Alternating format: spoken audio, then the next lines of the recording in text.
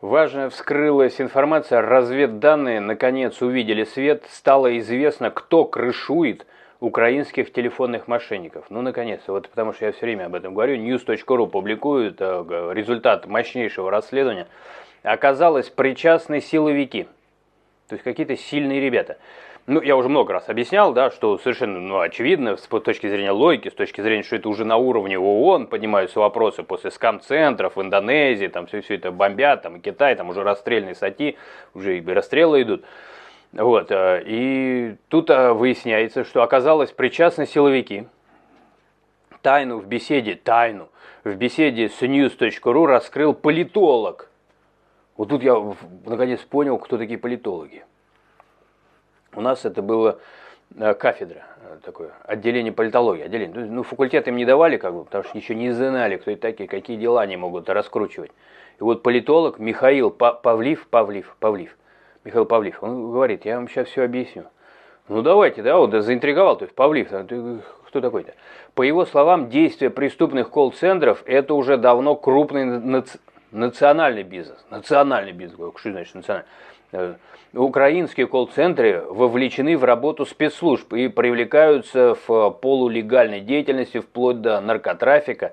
Соответственно, силовые структуры, пока не врубаюсь, политологи, они сложные ребята, там подготовка такая, крышуют это вообще, ну у нас говорили, да, кто больше никуда не поступил, но это давно было, поступали туда.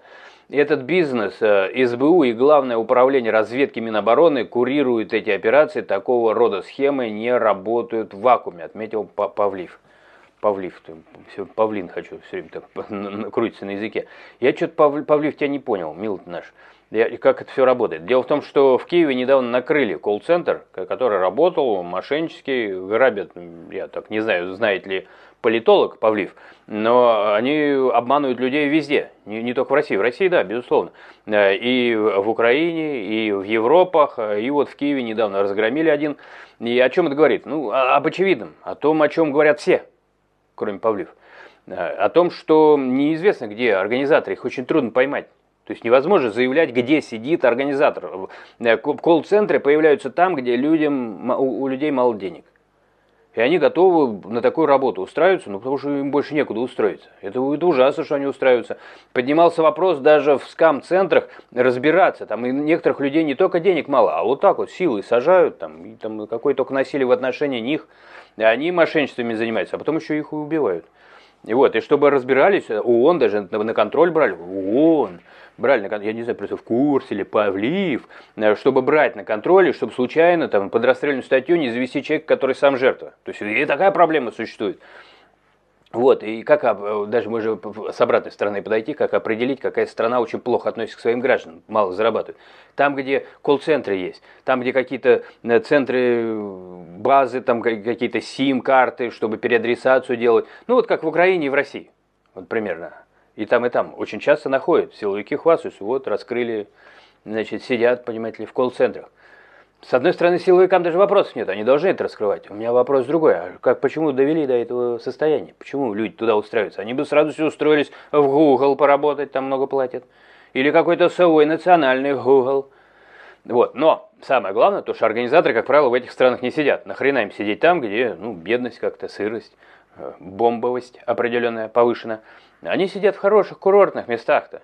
Как бы не в Дубае бы они сидели, а то туда некоторые как на работу ездят из шоу-бизнеса, и не только, по крайней мере, из России, то, что я наблюдаю. Да, или в Куршавелях, может, они тоже сидят. В Куршавелях некоторые товарищи сидят. Что они там решают? Только один там честный сидел, Галкин. Он говорит, я поехал кровь сдавать. Он в Израиле сказал, поехал, его в Куршавеле заметили. Он забыл сказать, куда поехал. То есть они говорят все время одно, а потом там пожар случился, и его заметили там. Стало понятно, куда, а самое главное, чью. Выяснилось в каком-то смысле определенном. Так что такая ситуация, друзья мои. Так что я не очень понял, о чем нам говорит Павлив. Павлив нам говорит какую-то фигню, которую, видимо, нам пытаются втюхать в мозг. А это плохо почему? Потому что это сбивает силовиков. Накачивается общественное мнение, которое считает, что все в Украине. А в Украине говорят, все в России. И в результате мошенники что? Хорошо себя чувствуют. Их никто не ловит. Потому что политизировали ситуацию, она должна быть чисто криминальной. Вот это мое мнение. Я вам кроме шуток. Но этого мы сейчас не наблюдаем. Так что даже мне здесь ничего прибавить нечего, потому что иначе мы уйдем в сторону и сами начнем политизировать. Давайте не политизировать.